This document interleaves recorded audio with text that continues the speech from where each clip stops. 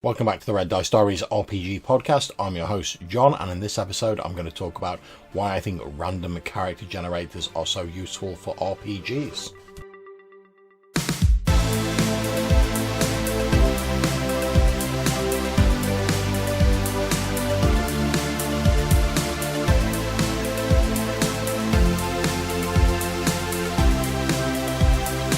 Okay, so first of all, let me clarify that when I say random character generators, I'm literally talking about generators where you click a button and it creates a random character, not a character builder, which is a piece of software where you make various choices to construct your character. Obviously, one of the most popular of these at the moment being D&D Beyond for 5th edition D&D, where you select all your class and your equipment and various bits and pieces like that, and then it outputs an aesthetically pleasing character sheet for you to use and saves those characters online. But that's not what I'm talking about in this episode. No, I'm talking about literally a piece of software where you can open it up, press a button or two, and it just outputs an entirely randomly generated character for the role-playing game of your choice. However, these generators are particularly prevalent for older school versions of D&D. One of my particular favourites for this is the Total Party Kill character generator, which allows you to generate for basic D&D, Holmes D&D, and Lamentations of the Flame Princess. And when you open up the website, you just get a simple random character, and all you have to do is press refresh in your browser or F5, and it then just randomizes the results and it shows you another character. And there's slight different variations obviously for the different versions of D&D, but that's pretty much it.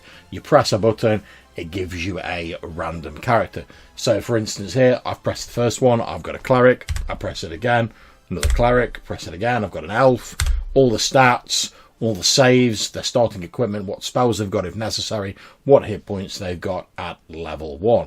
And that's all it allows you to do. You don't really get the opportunity to mess around with these, although you can import them either as JSON or text files, so you can then alter those to your heart's content, but the core generator doesn't do that. So you might say, well, why is that useful? Why would you want to have a generator that completely randomly creates a character and you don't get to make any choices at all? Well, as I said a few moments ago, this is particularly prevalent, although not exclusive, to older versions of D&D. And in those versions of D&D, beyond a few things that you select, like your class, a lot of your character choices at the start are determined randomly. For instance, or they're determined based on the class. So, for instance, your attributes, they're determined randomly, 3d6 rolls, etc. Your saves are based on your class, your hit points are based on your class, your AC is based on your equipment, which comes off a random amount of gold that you get at the start, and your spells are chosen by the user. So all this random generator, particularly I'm going to talk about the Total Party Kill generator here, just as a convenient example. All it has to randomly determine that wouldn't be randomly determined anyway is what class and what spells and equipment are selected. So everything else would be determined randomly anyway. And let's face it, in older versions of D&D, unless you're playing against type, you tend to go for the class that your attribute makes you best suited for. So I presume it's not difficult for them to come up with a little bit of code that looks at the attributes and says, oh, you've got the best in the prime requisites of this character class, so that's the class I'm going to choose. Now, obviously, I have no great insight to the coding behind Total Party Kill or other random character generators, so I don't know this for certain. It may be entirely random, who knows. Likewise with the equipment, I don't know what code it uses to select it, but it seems pretty random as I'm refreshing it here. There's a few things that pop up regularly, like daggers, torches, water skins and stuff like that, whereas other stuff seems to be more based around the class. So a cleric's unlikely to be on with a sword because they couldn't use bladed weapons in older versions of D&D. He's much more likely to have a cudgel or something similar to that, whereas your warrior, your fighter, is quite likely to have heavier armour, more sort of comprehensive melee weapons, and stuff like that. Now, admittedly, how much use you're going to get out of these random character generation programs depends entirely on how comfortable you are with playing a random character.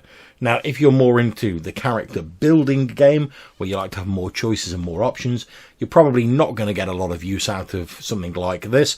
Although, you know, if you're a GM and you needed some quick NPCs, and you just wanted like a random assortment of them, maybe you'd get some use out of it for that.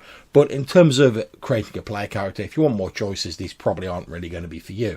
However, if like myself, you like the challenge of playing a sort of a more randomly created character, something that's a bit more off the cuff, and making it yours through play, rather than trying to create the ideal character at the start. And that's not to throw shade on people who love the character build game. It's not my particular vibe, but you know what, if you enjoy it, that's great, crack on, it's not doing me any harm. But certain games like older D&D and Warhammer Fantasy Roleplay in its original incarnation and stuff like that, they very much place the emphasis on rolling a selection of random stats, making a couple of little choices, and then pretty much rolling with what you've got. And it's there that these random character creation programs can really shine, especially if you're in a game like old school D&D or sort of older versions of Warhammer Fantasy Roleplay, where the lethality level can be quite high. I mean, let's face it, if you're a level 1 mage in D&D, the most you're going to have is 4 hit points if you get very lucky on your dice roll, or the GM's a little bit more lenient with first level hit points. You could easily get taken out by a single arrow or the single swipe of a dagger if you get unlucky. And if you do get unlucky and you want to get back, your character gets killed, you want to get back into the game straight away, then perhaps taking like half an hour to an hour to create a new character isn't really conducive to you bouncing straight back into the game. If, however, you're comfortable with playing with a more randomly created character, then you can just click on something like the total party kill generator. Boom, you've got a random character straight there, first level. Okay, if you're starting at later level, you'd have to do a few tweaks and additions, but you're pretty much there. You can jump straight back into the game with minimal fuss, and you can get back into the enjoyable bit, which, to my money, is always playing the actual game rather than the tasks you do before or after the game. But like I said, that's personal preference, but I think that's where these generators really shine in allowing people to get back into the game in games that already feature a large amount of randomization and a perhaps higher level of lethality. Now, as you progress further from level 1, let's say using old D&D as a benchmark, you'll probably find less and less use for these, unless you're playing in a game where when your character dies, your new character starts off at level 1 and you just have to try and keep up with the sort of more experienced survivors of the previous party. Now, this can be difficult, but it can be fun, but it's its own sort of challenge and its own sort of gameplay. Different styles suit different groups and different folks, obviously.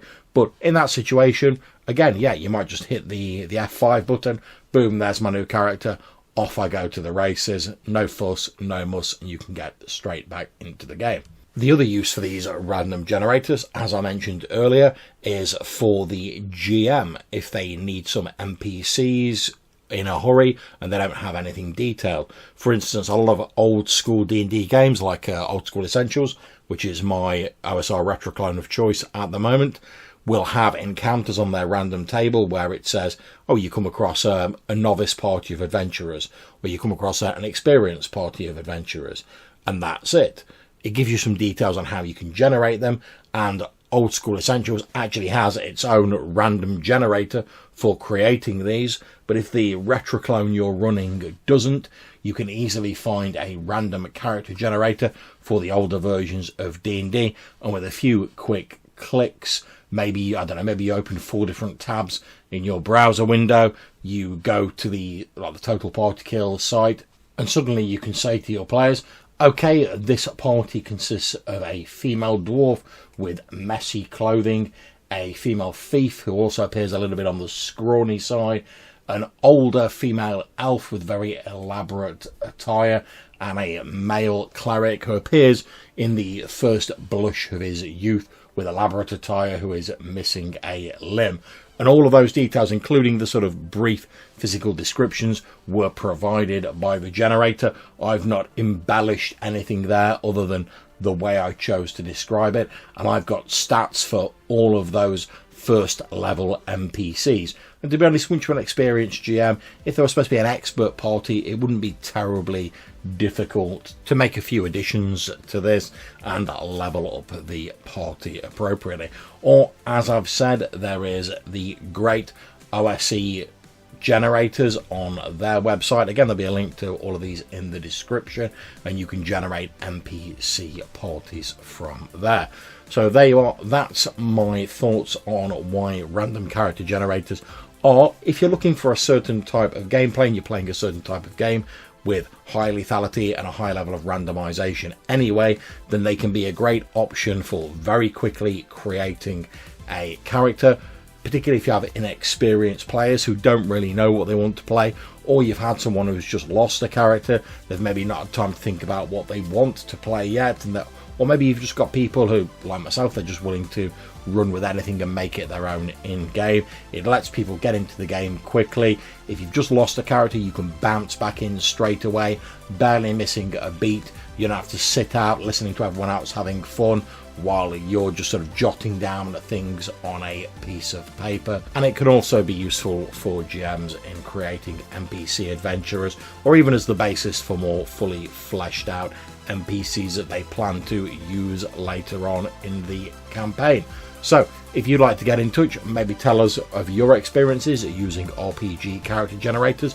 What do you think of them? Do you love them? Do you hate them? Call in and let us know. We might feature you in a future episode. If you want to get in touch, then you can do so a few different ways. You can leave us a voicemail message using SpeakPipe or Anchor, links in the description down below, or you can send us an email to rddrpgpodcast@gmail.com. Until we see you again, take care, stay safe, and whatever you're playing, have fun.